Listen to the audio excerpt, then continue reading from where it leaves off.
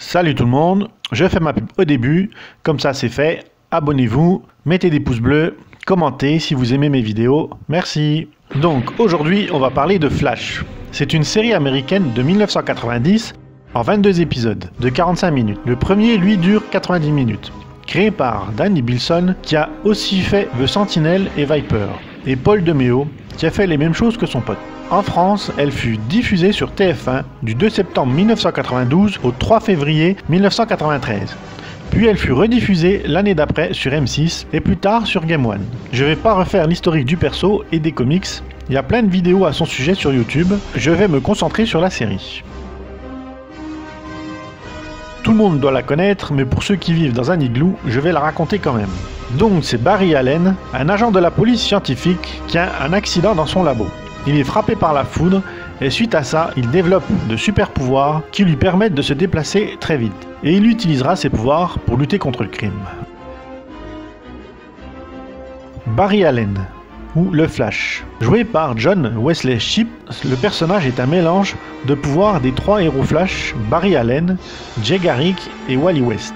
Ceci pour faire un Flash inédit à la télé. Et il jouera aussi le rôle de son clone Pollux, créé par le docteur Jason Brazel. Le docteur Christina McGee, surnommée Tina, est jouée par Amanda Pays. Elle aide Flash en lui fournissant des gadgets dont il a besoin pour combattre les criminels. Elle est scientifique chez Star Labs et elle aime Barry. Julio Mendez, joué par Alex Dessert. Il est de la police scientifique comme Barry et c'est son meilleur ami. James Montgomery Jesse, dit The Tricker, joué par Mark Hamill, est un escroc psychopathe aux multiples personnalités.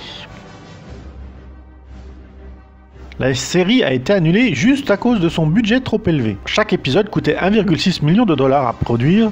Rien que l'épisode pilote a coûté à lui tout seul la modique somme de 6 millions. La série a été tournée dans la banlieue de Los Angeles à Burbank dans les studios de la Warner Bros. L'idée de la série a commencé en 1988, quand Warner Bros. Télé voulait produire des films sur les héros.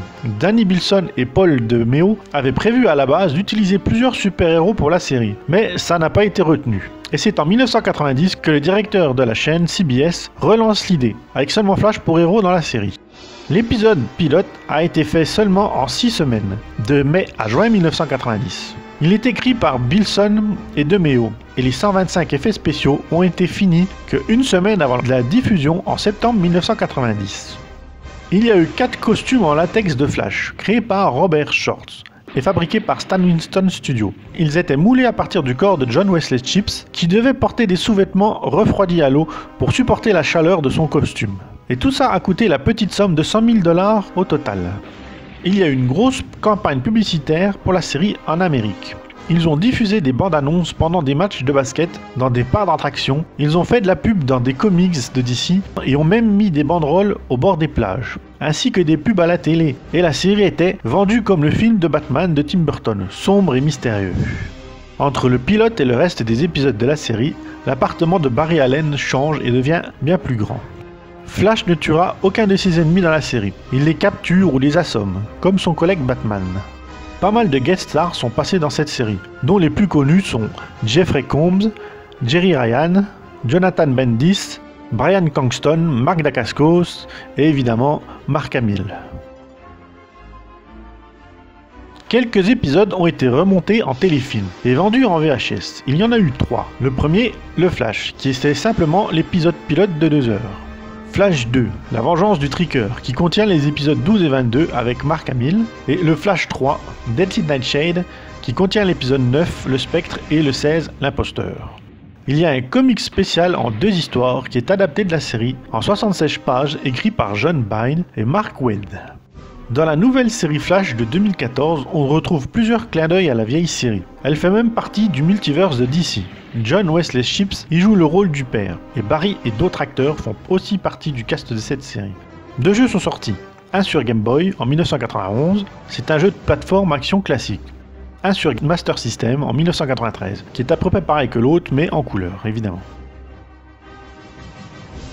Bon, il y a des figurines de la version de Flash de la série, mais il y a plein de jouets sur la franchise Flash. Il n'y a vraiment que l'embarras du choix. Donc je vais pas tout passer en revue parce que là, la vidéo durerait 6 heures. Pour la musique du générique, c'est Danny Elfman qui l'a composée. Il a aussi composé des musiques très connues comme celle des Simpsons. Et d'ailleurs, c'est lui qui a aussi composé la musique de Batman, qui rappelle d'ailleurs beaucoup le générique de Flash. Il a aussi fait beaucoup d'autres gros films au cinéma. Et pour le reste des musiques de la série, c'est Shirley Ann Walk qui a fait aussi pas mal de musiques de séries et de films connus. La série en version française comporte des erreurs sur le nom des personnages qui ne sont pas très importants. Ils changent d'un épisode à l'autre, et des voix sont régulièrement réutilisées sur trop de personnages. Donc regardez-la en VOST si vous pouvez. Les effets spéciaux ont bien vieilli, mais ce Flash reste bien plus classe que la version gringalée de la nouvelle série. Avec son costume du pauvre, et rien que pour le magnifique costume de Mark Hamill, il faut voir cette série. Bon voilà, fait une petite vidéo. Avec toutes les vidéos de Flash qu'il y a sur YouTube, le sujet peut être creusé.